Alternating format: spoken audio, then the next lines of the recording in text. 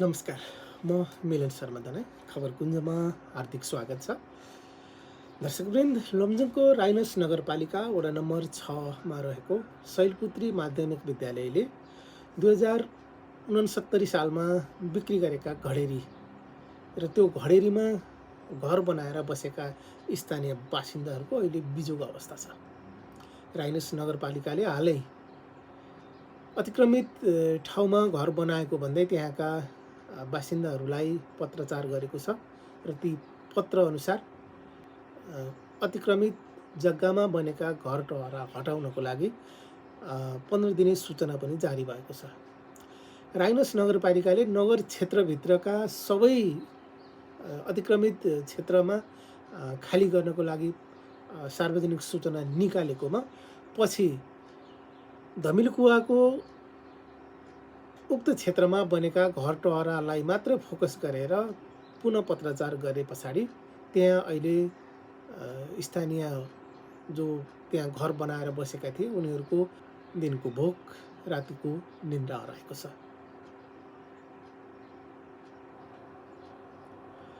राइनस नगरपालिकाको वडा नम्बर 6मा रहेको सार्वजनिक जग्गा जुन तत्कालीन गाउँ विकास समिति वडा कार्यालयले विद्यालयको लागि उपलब्ध गराएको थियो र त्यो उपलब्ध गराएको जग्गा शैलपुत्री माध्यमिक विद्यालयको भवन निर्माण गर्ने क्रममा बजेटको अभाव भए पछाडि उक्त बजेट पूर्ति गर्नको लागि भवन निर्माण कार्य सम्पन्न गर्नका लागि स्थानीय भद्रभलाद्मी विद्यालय व्यवस्थापन समिति र त्यहाँका चाहिँ गण्यमान्य व्यक्तिहरूले छलफल गरेर उक्त सार्वजनिक जग्गा बिक्री गर्ने र त्यो बापतको रकम विद्यालयको भवन निर्माणमा प्रयोग गर्ने भने 2069 साल असार 6 गते एउटा निर्णय गरेको देखिन्छ। त्यो निर्णयअनुसार त्यहाँ बोलपत्र आह्वान गरेर त्यो घडेरीको मूल्य निर्धारण गरिन्छ र मूल्य निर्धारण गरे पछाडि त्यो घडेरी किन्नको लागि सार्वजनिक रूपमा सूचना प्रकाशन गरिन्छ।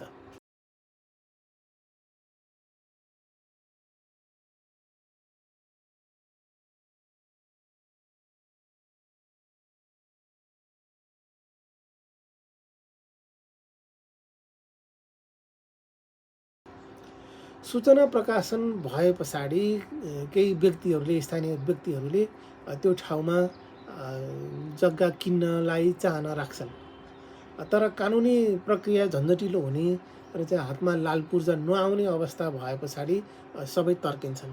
त्यति बेला विद्यालयको लागि रकम अभाव भएको र त्यो अभाव पूर्ति गर्नको लागि रकम जुटाउनको लागि जसरी पनि जग्गा बेच्नुपर्ने अवस्था रहेको भनेर त्यति बेला विद्यालय व्यवस्थापन समिति, त्यति बेलाका प्रधानाध्यापक अनि त्यहाँका चाहिँ स्थानीय समाजसेवी भद्रपलाग्मीहरूले जग्गा किन्नेहरूलाई त्यहाँ बस्ने बसोबासको व्यवस्था मिलाइदिने र भोलि लाल पूर्जा पनि वितरण गर्नलाई सहयोग गर्ने र विद्यालयको तर्फबाट आवश्यक सम्पूर्ण सहयोग गर्ने प्रतिबद्धता जनाए पछाडि त्यहाँ केही व्यक्तिहरूले विद्यालयको उक्त जग्गा खरिद गर्छन्। खरिद गरेको जग्गामा उनीहरूले टहरा कसैले टहरा हाल्छन्, कसैले पक्कै घरको निर्माण गर्छन् र त्यसरी केही समय त्यसरी नै बित्यो। उनीहरू घर बनाएर आफ्नो कारोबार गरेर कसैले व्यापार गरे, कसैले चाहिँ बास बनाएर बसेको अवस्था थियो। केही समय यता त्यो सार्वजनिक जग्गा मिचेर घर बनाइएको भनेर केही स्थानीय व्यक्तिहरूले नै मुद्दा हाले पछाडि अहिले त्यो बहसको विषय बनेको छ र यो पछिल्लो समय राइनस नगरपालिकाले सार्वजनिक सूचना नै प्रकाशन गरेर अतिक्रमित क्षेत्रमा बनेका घर टहराहरू हटाउनको लागि सार्वजनिक सूचना जारी गरे पछाडि अहिले त्यहाँ तनावको अवस्था छ। त्यहाँ घर बनाएर बस्नेहरूलाई चैन छैन। यति बेला हामीले यो खबर आए पछाडि हामीले सम्बन्धित ठाउँमा पुगेर त्यहाँका स्थानीय बासिन्दाहरूसँग के भयो, हिजो कुन अवस्थामा तपाईँहरूले जग्गा किन्नुभएको थियो, कसरी किन्नुभयो, के प्रतिबद्धताहरू विद्यालयको तर्फबाट र स्थानीय बासिन्दाहरूको के अरे स्थानीय समाजसेवी बुद्धिजीवीहरूको तर्फबाट के आश्वासन पाइएको थियो, त्यो विषयमा जानकारी माग्ने, जानकारी लिने प्रयास गरेका थियौँ र त्यो क्षेत्र जहाँ अतिक्रमण भएको भनेर नगरपालिकाले सार्वजनिक सूचना टाँसेको छ र पछिल्लो समय त्यहाँ भएका 2-4वटा घरहरूलाई मात्र फोकस गरेर अरू सार्वजनिक सूचना अनुसार राइनस नगरपालिकाभित्र रहेका सयौँ अतिक्रमित क्षेत्रहरूलाई छोडेर त्यहाँ मात्रै फोकस भए पछाडि अहिले त्यहाँका बासिन्दाहरूको विचल्लीको अवस्था छ। उनीहरू कहाँ जाने, के गर्ने भनेर छटपटाइरहेका छन्। कतैबाट सहयोगको अपेक्षा गरेको ठाउँबाट, हिजो प्रतिबद्धता जनाउने व्यक्तिहरूबाट, हामी सहयोग गर्छौँ भनेर भन्नेहरूबाट कसैबाट पनि सहयोग नपाए पछाडि उनीहरू दुखित छन् र अब त्यहाँ के भइरहेको छ, उनीहरू के भन्छन् त, उनीहरूको गुनासो के छ, त्यो विषयमा हामीले भिडियो रिपोर्ट बनाएका छौँ। आजको यो भिडियोमा तिनै स्थानीय पीडित व्यक्तिहरूको आवाज बोकेर हामी आएका छौँ।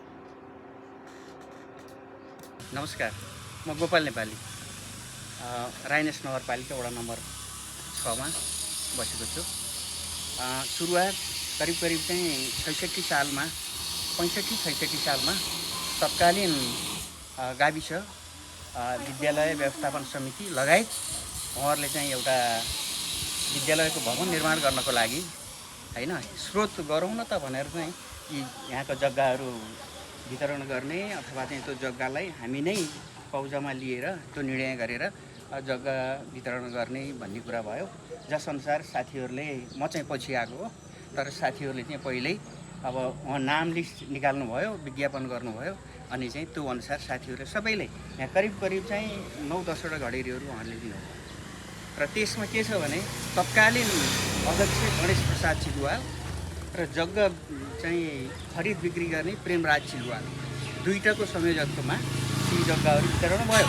जग्गा वितरण हुँदाखेरिको लिस्टहरू के छ भने नेपाली कागजमा के लेखिएको छ भने यदि तपाईँहरूलाई सक्दो भरपुर सहयोग हामीबाट हुनेछ, तपाईँहरू कुनै चानसले यहाँबाट निस्किनु भयो भने त्यो खण्डमा हामी तपाईँहरूलाई बनेको संरचना अथवा चाहिँ हालेको पैसा त्यो पुरै फिर्ता गर्नेछौँ भनेर एउटा नेपाली कागजमा स्ट्याम्पसहित त्यो बनाएर चाहिँ समितिले पास गरेर हाम्रो साथीहरूलाई वितरण गरेर रहेछ हैन। म चाहिँ अन्तिम हो, मैले चाहिँ पछि अरूसितै लिएको हो हैन। त्यसरी चाहिँ वितरण गर्यो र तत्कालीन ती पैसाहरू विद्यालयले अहिले जुन यो भवन बनिरहेको छ त्यो भाडामा लगाइरहेको छ। यदि त्यो पैसा त्यो नि सार्वजनिक छ, यदि ती पैसाहरू हामीले लिएको पैसाहरूमा बनेका जग्गाहरू चाहिँ हामी यहाँबाट हनन हुनुपर्ने, हाम्रो पैसाबाट बनेको भवन चाहिँ उहाँहरूले उपभोग गर्नुभएको छ, त्यसमा के हुन्छ भन्ने कुरो चाहिँ मलाई लागिरहेछ कि हैन। र अन्य सुकुम्बासी र हामीमा के फरक छ अथवा हुकुमबासीमा के फरक छ भने हामीले विद्यालयबाट किनेर बसेको हो। कारबाही हुनु भए तत्कालीन समितिलाई हुनुपर्छ, तर त्यो समितितिर आँखा नगइकन हामी बस्ने पीडित यी अहिलेका चाहिँ यी के अरे हामी बस्ने बासिन्दाहरू अहिले कहाँ जाऊँ, के गरौँ भन्ने कुराहरू चाहिँ गइराखेको छ। र दोस्रो नम्बरमा के छ भने जसरी हामी चाहिँ त्यसरी त्यो मुद्दा चल्दैको क्रममा अब हामी पनि मुद्दा चल्नुपर्ने भयो हैन। हाम्रो गाँसपासको ठेगान गरियोस् न त भनेर चाहिँ हामी मुद्दा चलायौँ हैन। हामी उच्च अदालत गयौँ हैन, त्यहाँबाट फेरि स्टे अर्डर आयो, फेरि चाहिँ लमजुङ गयौँ, लमजुङ अदालत गयौँ, त्यहाँबाट पनि स्टे अर्डर आयो र हामीले यसरी एवमृत रूपमा रोकिराखेका थियौँ। तर अहिले आएर एकैचोटि के भयो भने अब यो त्यो सिस्टममा नगइकन अहिले तपाईँहरू जसरी पनि निस्किनुपर्छ भन्ने कुरो चाहिँ यो नगरपालिकाको सिङ्गो टिमले त्यो कुरा गर्यो र हामीलाई पटक 15 दिने सूचना हैन, 7 दिने सूचना त्यसरी टाँस गर्यो। हामी उहाँहरूसँग वार्तालाप गर्दै थियौँ अथवा चाहिँ मुद्दा पनि लडिराखेका थियौँ हैन। त्यो क्रममा अहिले आएर हेर्दै चाहिँ कस्तो भइदियो भने जस्तै अब यो हामी उच्च अदालतमा मुद्दा विचाराधीन छ क्षतिपूर्तिको लागि, निषेध आज्ञाको लागि। त्यो विचाराधीन हुँदाहुँदै हामीलाई नगरपालिकाले एकैचोटि पत्र काटेर हैन अब चाहिँ अहिले यो स्थिति आइदियो हैन। यो 7 दिने सूचना काट्नुभयो उहाँहरूले। अनि हामीले के भन्यौँ, हामीलाई डाकेपछि चाहिँ हामीले के भन्यौँ भने होइन तपाईँहरू हाम्रो समन्वय गरौँ न त भन्ने कुरा आयो। समन्वयका कुराहरूमा चाहिँ मैले के भने अरू सुकुम्बासी अथवा चाहिँ हुकुमबासी जे छन् अतिक्रमण गरेर बस्ने चाहिँ जति छन् हामी त पैसा तिरेर बसेका हौँ, ठिक छ। तर अरू पनि त्यस्ता छन् भने अरू सराय हामीलाई नि भत्काइदिनु नि त, हामीले समय पाउँछौँ कि भन्ने कुरा हामीले राख्यौँ त्यही कार्यपालिकासित। तर कार्यपालिकाका मेयर उपमेयर कार्यपालिका सदस्य लगायत उहाँले के भन्नुभयो भने त्यो हुँदैन, तपाईँलाई 1.5 हप्ताभन्दा समय दिन सक्दैनौँ भन्ने कुरा गर्नुभयो। हामीले सिङ्गो टिमले के राख्यो भने 1.5 हप्ता होइन, यो बर्खाको बेला छ, सिजन छ, मकै फाँडेर कहाँ बस्ने, चराले गुड लाउने बेलामा होइन हामी कहाँ जाने। त्यसरी हामीले एउटा घर बनाउन पनि 15 दिन 20 दिन 1 महिना लाग्छ। हामी कसरी सर्ने? हामीले पेसा गरेका छौँ, यत्रविधि सामान छन्, साथीहरू पीडित छन्, म पनि पीडित छु। त्यो कारणले गर्दा करिब अरू साथीहरूसँग अरू चाहिँ अतिक्रमण गरेका जसका घर टहराहरू भत्काइने छन् ती सरह भत्काइदिनु त, हामीलाई 3 महिना समय दिनुहोस्, 2 महिना समय दिनुहोस्, 1.5 महिना समय दिनुहोस् भन्दाखेरि पनि उहाँहरूले चाहिँ के जिग्रा राख्नुभयो भने 1.5 हप्ताभन्दा हुँदैन, 1.5 हप्ताभित्र तपाईँहरू सर्नुपर्छ भन्ने कुरा आयो। र उहाँहरूले अझ केसम्म भन्नुभयो भने होइन तपाईँहरू चाहिँ हाम्रो सहमतिमा आउनुपर्छ, होइन राज्यको नियमअनुसार तपाईँले चाहिँ सहमतिमा आएर हामी घर भत्काउँछौँ यति दिनभित्र भनेर सहमति गर्नुहोस् भन्ने कुरा उहाँहरूले ल्याउनु भयो। हाम्रो सहमत छैन। आज नै भोलि नै हामी 3 दिन 4 दिनमा घर भत्किन्छ भने, 7 दिनभित्र घर भत्किन्छ भने आजै भत्काउनुहोस्, भोलि नै भत्काउनुहोस्, हामी तयार छौँ। राज्यको नीति हामी मान्छौँ, नमान्ने होइन। तर तपाईँहरूको विवेक अझ बुझाउनु भएको छैन है। र अर्को कुरो चाहिँ के छ भने यो नगरपालिकाको यो मूल्याङ्कन उहाँहरूको चाहिँ उत्तर प्रगति होस् भन्न चाहन्छु म। तर उहाँहरूले गरेको कुरा र हामी पीडित पक्षका कुरा अहिले बिजोग हेर्नुहोस्, पानी आइराखेको छ, कहाँ बस्ने, कहाँ क्यार्ने, कतिको चाहिँ सटरहरू खोज्दै जाने, के गर्ने, सामानको बिचल्ली छ, मान्छेको बिचल्ली छ, के अरे पसल नचलेका कति भए होइन, पसल बन्द गरिएको छ होइन, त्यो स्थिति आएको छ। त्यसले गर्दाखेरि हामी के भन्छौँ भने यदि हामीलाई त्यस्तो छ भने हाम्रो माग चाहिँ के हो भने अन्य के अरे चाहिँ अतिक्रमण गरेका जुन घरहरू छन् त्यो सरह गरिदिनु भयो भने हामीले पनि केही समय पाउँछौँ कि भन्ने कुरा 1 नम्बर। 2 नम्बर चाहिँ म के भन्छु भने हामीले दिएको पैसा, हामीबाटै गएको पैसा अरू त सुकुम्बासी अथवा अतिक्रमण गरेर यसै बसेका छन्, हामी विद्यालयबाट किनेर बसेका हौँ। हामी यसरी बस्दाको बखतमा पनि तत्कालीन समितिले हामीलाई अथवा तत्कालीन विद्यालय व्यवस्थापन समितिले हामीलाई नहेर्नु मलाई अचम्म लागिरहेको छ। यी पैसा जुन छन् यी भवन बनेका छन्, यहाँ अगाडि सार्वजनिक ठाउँमा गएर चाहिँ भवन बनेका छन्, ती भवनमा पैसामा लगाइएको छ, भाडामा लगाइएको छ। त्यो विधान सम्मत होला? यदि हामीसित पैसा असुल गरेर अर्को भवन बनाएर भाडामा लगाएर बस्नु त कतिको नैतिकताले दिन्छ, विधेयकले कतिको दिन्छ, नियमले कतिको दिन्छ, म चाहिँ त्यो भन्न चाहन्छु होइन। त्यसै कारण अब हामी चाहिँ अन्तिममा म के भन्न चाहन्छु भने हामीलाई जसरी यसरी राज्यले पीडित बनाएको छ, विद्यालयले पीडित बनाएको छ, तत्कालीन विद्यालय व्यवस्थापन समितिले पीडित बनाएको छ, हामी हाम्रो सरकारको नीति र नियमअनुसार ठिकै छ त्यसरी पीडित बनाउनुहुन्छ भने एकैचोटि डोजर ल्याएर हान्नुभन्दा केही छैन। हामी दुःख कष्ट गरेर पनि आफ्नो जीविका पार्जनको लागि कुनै ठाउँ लिएर होइन अथवा भाडामा लिएर भने पनि हामी सरौँला होइन। तपाईँहरूको योजना पुरा होस्, तपाईँहरूको कार्यकाल सफल होस्, तपाईँहरूको कार्यकालमा गरेको जुन विधि विधान अनुसार जति चल्नु भएको छ होइन त्यसमा तपाईँहरूको चाहिँ उत्तर प्रगति होस् भनेर भन्न चाहन्छु। र अझै पनि म के भन्न चाहन्छु भने यहाँ कति हामीले 7 दिनमा यो सामानै थन्काउन सकिँदैन। यो सामान कहाँ थन्काउने? साथीहरू रोइरहेछन्, पीडित भइराखेका छन्, म आफै त्यस्तो छु। अब यो सामानहरू कहाँ थन्काउने भन्ने कुरा भइरहेको छ कि यी सामान कहाँ लगेर राख्ने, कहाँ लगेर के गर्ने? यदि 7 दिन कटेपछि होइन अब यसरी नै आफ्नो मूल्याङ्कनबाट पछि हटेको हुनाले कार्यपालिकाले फेरि आएर चाहिँ डोजर लाउने हो कि डोजर लाउँदाखेरि सामान कहाँ पुग्ने हुन्, अरू चिजहरू कहाँ पुग्ने हुन्, हाम्रो बसाइ कहाँ हुने हो? यस्तो बर्खाको सङ्कटकालमा होइन माझो बर्खामा हाम्रो कुरा सुनाइ भएन। हाम्रो कुरा सुनाइ भनेको यो 3 महिना पर्खिनु नि त। अरू अतिक्रमण गरेका साथीहरूसँगै हामीलाई पनि त्यसैमा मिसाएर चाहिँ त्यसो गरिदिनुहोस्, हामीलाई समय दिनुहोस् भन्दाखेरि समय दिनु भएन। त्यसमा चाहिँ ठुलो दुखेसो छ। र ठाउँमा जाने भन्ने यता गर्नु भन्दाखेरि पनि सिङ्गो टिमले त्यो मूल्याङ्कन नगरेको हुनाले होइन हामी पीडित पक्षको चाहिँ जनगुनासो छ भन्ने कुरा राख्नुहोस्। धन्यवाद। मलाई लागेको जिज्ञासा के भने वैशाख 17 गतेको जुन पालिकाको निर्णय थियो सार्वजनिक ठाउँमा अतिक्रमण गरेर बनेका घर टहराहरू सम्पूर्ण आजको मितिले 15 दिनभित्र खाली गर्नु भन्ने सूचना थियो। तर त्यो सूचना चाहिँ के भइदियो भने अहिले आएर चाहिँ कार्यपालिकाले सम्पूर्ण त्यो अतिक्रमण गरेको के अरे घर टहराहरू बाहेक हामी एउटा 5-7 घरलाई मात्रै 8-9 घरलाई मात्रै इन्डिकेट गरेर पोइन्ट आउट गरेर अनि हामीलाई चाहिँ 7 दिनभित्र तपाईँहरू चाहिँ घर खाली गर्नुपर्ने छ भनेर हामीलाई मात्रै त्यो चाहिँ एउटा दुखेछ। ल अन्य कुरा भन्ने हो भने यहाँमा त चाहिँ करिब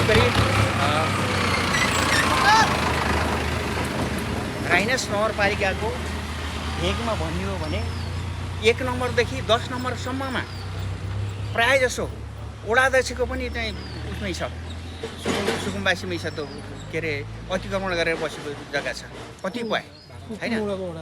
वडा नम्बर 6 को वडाध्यक्षको पनि होइन त्यो स्याउली बजारमा होइन। अब त्यहाँ चाहिँ त्यसरी राखिएको छ। त्यो आफू बस्नु भएको छ कि भाडा लाउनु भएको छ त्यो थाहा छैन। उहाँले पनि अतिक्रमण गरेर बनाउनु भएको छ। त्यस्तै अनि तिनपिप्लेमा धेरै घरहरू छन्, 7 विषयमा धेरै घरहरू छन्। कति विद्यालयहरू अतिक्रमण गरेर बनाएको छ, सार्वजनिक ठाउँमा बनाएको छ। कति हेल्थ पोस्टहरू त्यसरी बनेको छ। कति सरकारी चाहिँ भवनहरू त्यसरी बनेको छ। कति व्यक्तिहरूको त्यसरी बनेको छ। तर अलावा तिनीहरू बन्नको अलावा हाम्रो मात्रै विद्यालयबाट विद्यालयको निर्णयअनुसार पैसा दिएर हामीले किनिएको छ। हामीलाई मात्रै टार्गेट गरेर होइन आज बर्खाको समयमा यसरी निकालिएको छ। त्यो राम्रो छैन। म भन्छु यदि हामी प्रति त्यस्तो गर्नेलाई होइन पुरा चाहिँ कानुनको व्यवस्था हुनुपर्छ। पहिला त विद्यालय व्यवस्थापन समिति, तत्कालीन विद्यालय व्यवस्थापन समिति हुनुपर्छ र बेचबिखान समिति छ खरिद बिक्रीको, तिनलाई कारबाही हुनुपर्छ। र अर्को यस समयमा वैशाख 17 गतेको सूचना अनुसार सम्पूर्ण अतिक्रमण गरेका सार्वजनिक ठाउँमा बनेका घर टहराहरू भत्काउने भनेर सूचना निकाल्ने र अन्तिममा आएर यी हामी 7-8 घरलाई मात्रै पोइन्ट आउट गरेर जुन कुरो आज घरवासको व्यवस्था छैन, घरवास चाहिँ बस्ने ठाउँ छैन, यसरी बिचल्ली बनाएको छ। त्यो हामी यो 6 नम्बर वडावासी जुन पीडित पक्ष छ घोर भर्सना गर्छ। नमस्कार, म गजेन्द्र चिलवाल, राइनस नगरपालिका नम्बर 6 हाल परिवर्तित। म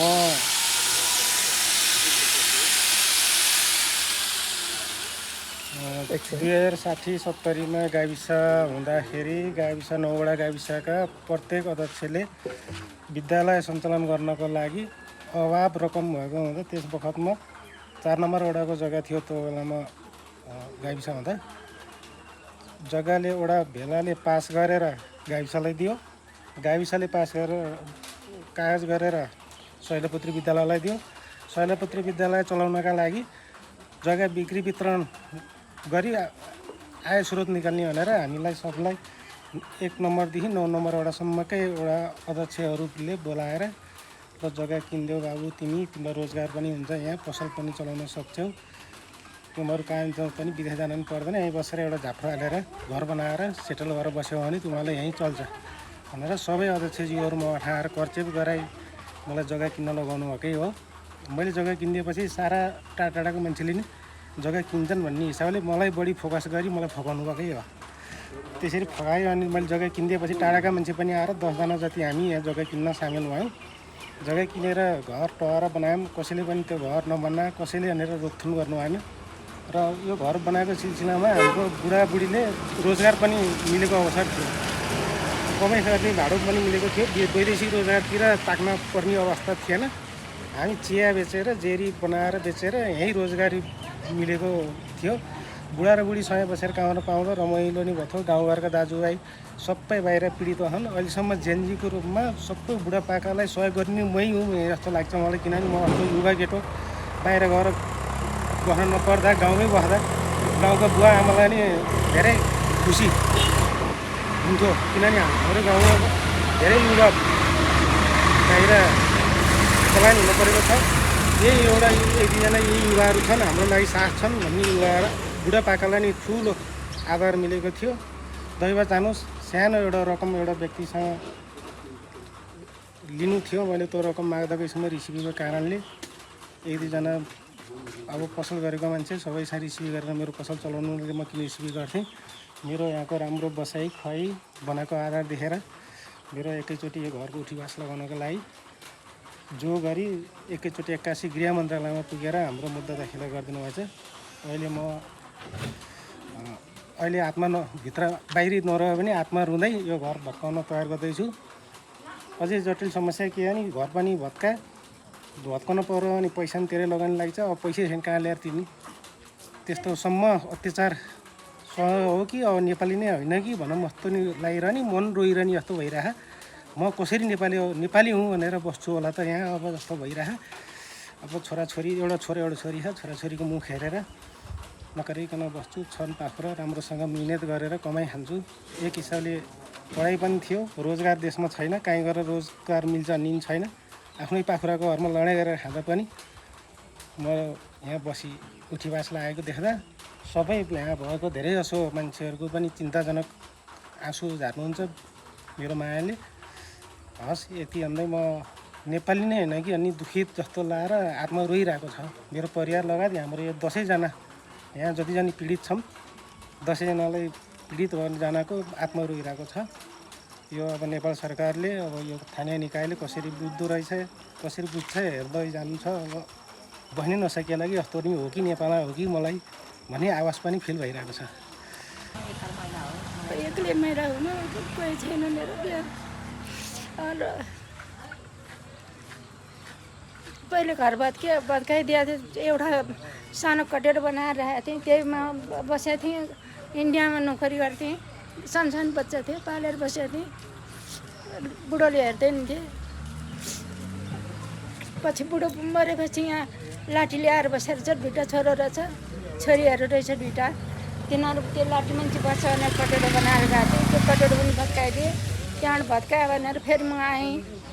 आएर बनाउनु दिएन। सबैजनाले यहाँ कसरी बनाउँछ भनेर पाख्रा खिचेँ। जसो तसो उतार उति दौड भाग गरेर मैले बनाएँ। अनि फेरि अहिले धेरै ऋणमा परेको छु। ऋण तिर्नु सकेको छैन, सबै ऋण चोखै छ मेरो। बढी पेन्सनमा छु। अब यो पेन्सनलाई पनि कसरी भन्छौँ, एक्लै छु।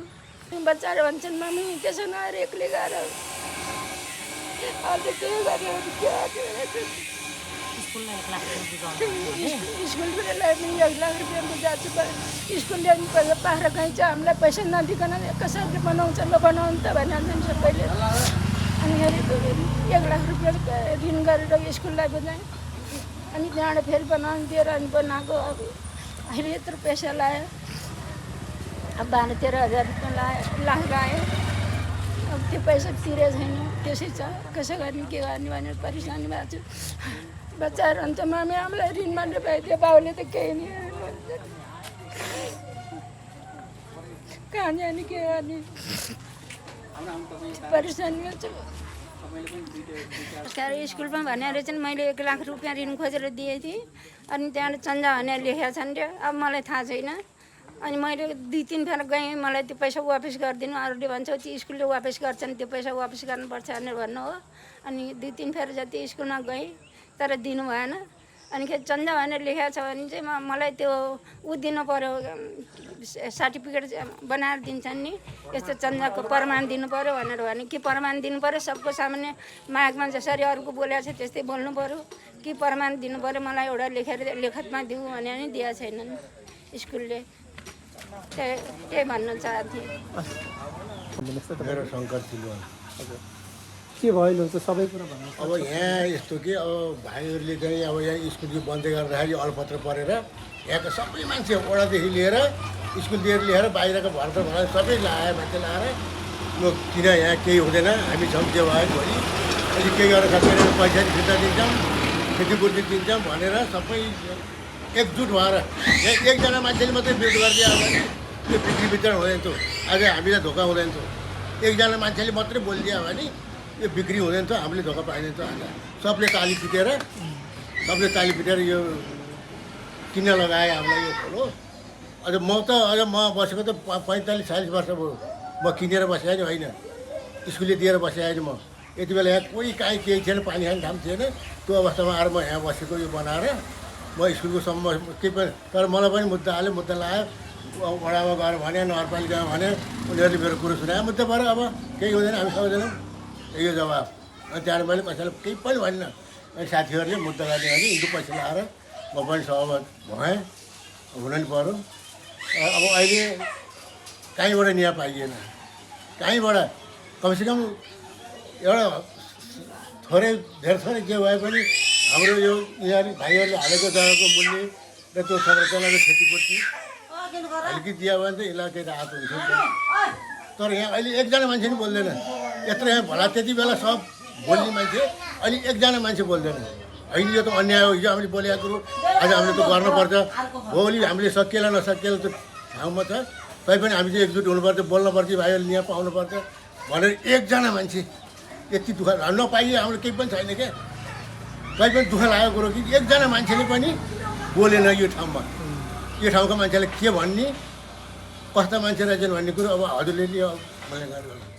त्यति बेला बजार बसेर सबले ताली पिटेर अहिले 172 जना कि 72 जनाले सही पनि गरेको थिएँ। बाहिर बजार जस्तो थियो, सबैले ताली पिटे, बेच्ने केही हुँदैन हामीसँग भनेर सबैले त्यसो भने। अहिले ती मान्छे मरे होइन, जिम्दैछन्। 1-2 जना मरे होला, अरू जिम्दैछन्। के ती मान्छेलाई क्या त्यस्तै हामी त अब जम्मै सिधा लुले लाग्ने परियो। त्यस्तै मान्छे कलरा समातेर हान्दिए पनि फरक पर्दैन क्या। हिजो बोलेको कुरो अहिले केही त हो नि, नसकिएला राज्य हाम्रो केही लाग्दैन, नपाइएला, तैपनि एक वचन त बोल्न हुन्छ नि हजुर, हुँदैन बोल्न? अलिकति कमजोरी त हजुरको पनि भयो होइन, किनभने जग्गा किनिसकेपछि लालपुर चाहिँ आउँदैन भन्ने कुरा हो। अब 81 चाहिँ अहिले आएर चाहिँ सबैलाई 1 हप्ताको अर्डर दिएर घर खाली गराउनुहोस् भन्दा त मान्छेको त खुन पसिना त भिजा छ त, पीडा त छ त। अब त्यही त नि, त्यति बेलाको स्कुल राज्यले बनाउने हो स्कुल होइन र, उहाँले कलेज खोल्नु भयो। त्यति बेला यो जग्गै बेचेर कलेज बनाउनु पर्छ भन्ने त थिएन, त्यो त राज्यसँग माग्ने हो, राज्यले गरिदिन्थ्यो। त्यो कमजोरी चाहिँ उहाँहरूको एकदमै हो हेर्नुहोस् है। रहेको कुरो अलिअलि कमजोरी यहाँहरूको पनि रह्यो। उहाँहरूलाई त विश्वसनीयता त्यति बेला दिलाइयो भने त्यो क्लियर उहाँहरूले गरिदिनु परिन्थ्यो। बाटो बन्ला भन्ने त्यो कल्पना कसैलाई थियो होला, तर बनिसकेको थिएन। अब अहिले आएर बाटो बन्यो, 11 मिटरको बाटो। यसले गर्दा पनि अलिकति साँघुरो त भयो नै। यता लालपुर जग्गालाई काटियो, त्यतापट्टि काटियो, अलिकति अप्ठ्यारो त भयो नै। तर 81 चाहिँ राज्यले आएर एकैचोटि यसरी घर खाली गर भनेर डोजर ल्याउँछु भन्नु चाहिँ अहिले राज्य विहीनताको अवस्था चाहिँ त्यो स्कुलले होइन। अब राज्यको स्कुल, अब नेपाल सरकारको स्कुल हो। अब कानुन त सबैलाई बराबरी हुनु पर्यो मेरो मान्यता। त्यो भवन पनि त मापदण्ड लाग्ने भने त्यसलाई लाग्नु पर्यो। अब भोलिको दिनमा मैले आफैले सोचिरहेको छु, मेरो घर पनि पारि 22 माइल जाने बाटोमा छ। अब भोलिको दिन अब राज्यले तोक्यो भने त, बाटो बढायो भने त मेरै घर नै भत्किन सक्छ। तर त्यो सबैको चित्त बुझ्ने गरेर गर्नु पर्यो। एकछिन छेडीको लागि स्वार्थ हेरेर त भएन। अनि त्यो भवनमा अनि स्कुलले भाडामा पनि लगाएको छ होइन? भाडै लगाइरहेछ नि, भाडैमा छ। त्यो चाहिँ कुन मापदण्डमा पर्छ? त्यो खोलामा पर्छ कि अथवा मध्यपहाडी लोकमार्गमा पर्छ? अब खोलो त यही भयो, त्यो लगभग त्यो खोलै पुरिहाल्यो नि त्यहाँ। स्कुल अगाडि त देख्नु भएन, स्ल्याब हालेर खोलै पुरेर बनाएछ। अनि स्कुलले बनाउँदाखेरि चाहिँ स्कुलले चाहिँ छुट पाउँदो रहेछ? खोइ अब त्यति बेलाको पायो होला नि, बनाए। त्यस कारण यो कुराहरू एकदमै नरमाइलोको अवस्था चाहिँ उहाँहरूले जसले जिम्मेवारी लिएर काम गर्नुभएको थियो, उहाँले जिम्मेवारीपूर्वक उहाँहरूको चित्त चाहिँ उहाँहरूको घाउमा मलम उहाँहरूले लगाउनुपर्छ। कानुन हो भने उहाँहरूलाई लाग्नुपर्छ, उहाँ जसलाई लाग्छ भने सबैलाई लाग्नुपर्छ। संविधान त सबैको लागि बराबर हो।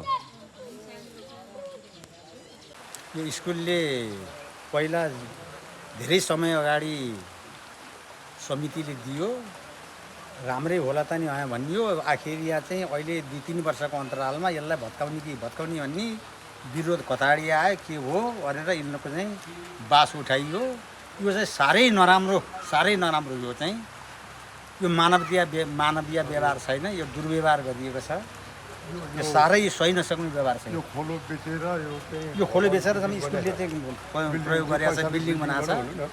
तर त्यो चाहिँ कि उनलाई चाहिँ त्यो फिर्ता गराउनु पर्छ, मेरो विचारमा चाहिँ आसान लाग्छ कि जग्गा बसाउनु काम गराउनु पर्ने, नभए फिर्ता गर्नु पर्छ। साह्रै अन्याय छ।